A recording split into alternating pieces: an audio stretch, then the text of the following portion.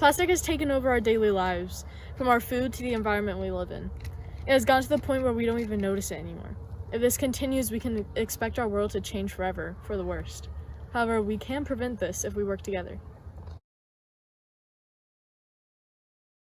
In our class, we had to create a documentary, specifically what you're watching now. We worked for a few weeks in small groups creating films and creating scripts as well. We had just finished up a unit about plastic pollution, so we made our film about plastic pollution. Ms. Kelly gave us 4 guiding questions. These included: where and how does plastic pollute? What can be done about plastic pollution? What is being done about plastic pollution? And how can I help plastic pollution? While we created our documentary, we kept all of these questions in mind, and we've tried to answer every single one. The average person eats around 40 pounds of plastic in their lifetime, and over 10 million tons of plastics are dumped in our oceans annually. That's equal to more than a garbage truck load every minute. 1 million marine animals are killed by plastic every year, and only 8.4% of all that plastic is recycled. 38 million tons of plastic is produced every year, weighing more than the entire human population. So in your department specifically, or just in ASU as a whole, what really do you guys do with your waste? Do you recycle, or? So we do. So the university has a commitment, a zero waste commitment, and so there's quite a bit to that. Basically, in a nutshell, when you're thinking about zero waste, you're thinking about a systems approach to waste. And so we're trying to think about what we purchase as a university, what we're bringing in, as well as what we're discarding. And so our goals through that commitment is really to make sure that we're not sending stuff to the landfill. So if there's a way for us to divert it, either through hopefully kind of upstream, what we call upstream. So we are purchasing things that can be refurbished, that can be repaired, and things like that, or not purchasing them at all if we don't really need them, all the way down to if they do have to be discarded, they can be recycled or composted. So what, in your family specifically, or in just ideas that you have for other people, what do you think people can do to help plastic pollution, help stop plastic pollution where they are? So I think it's really important that everybody, it's one of those things that it is a major issue, plastic pollution, and it is a global problem. But there are things that we can do individually to take action, and so I think that's really important for people to realize, especially when there's a lot of doom and gloom associated with environmental issues. And so what we need is hope, and we need ways that we can contribute. So for that in particular, I think just really being conscious of our own choices, and so refusing plastic as much as we can, not purchasing things that we don't need. If we are shopping, using reusable grocery bags, packing our lunches in reusable containers,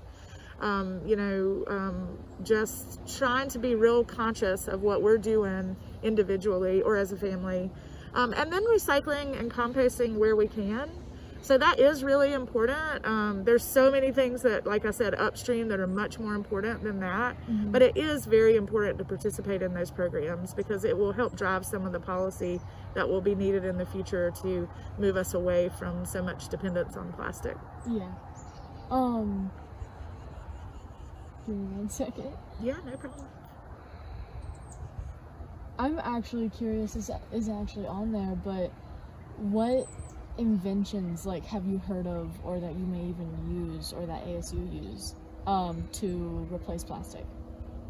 So what we do a lot of, so we have tried to really steer away from single-use plastics, and so we don't currently have a policy. So that, I mentioned that earlier, and so we have this commitment, but I think down the road what we really need is policy. That policy will really drive that change.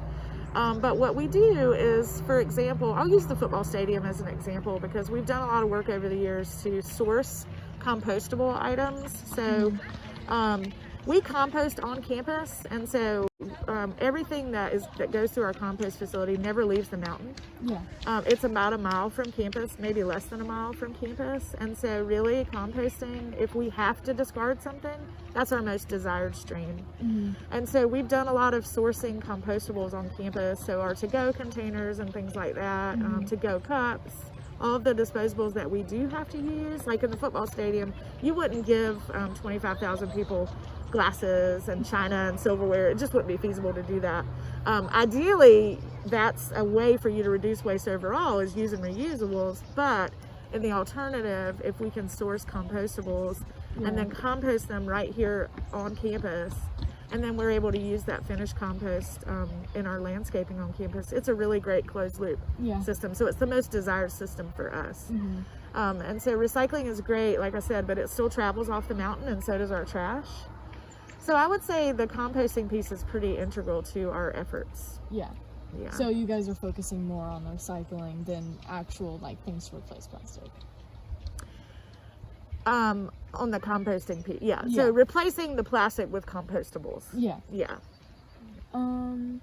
But also I will say too, focusing on reusables when we can. So in our dining hall and when we do events and stuff like that on campus, we encourage the use of china and silver and glasses, and we do a lot of outreach in our office. We have a lot of students that do sustainability outreach, and we give away promotional items like bamboo utensil sets or produce bags or reusable shopping bags. So we try to encourage that mindset of reusing, reducing and reusing in our efforts, our outreach efforts as well.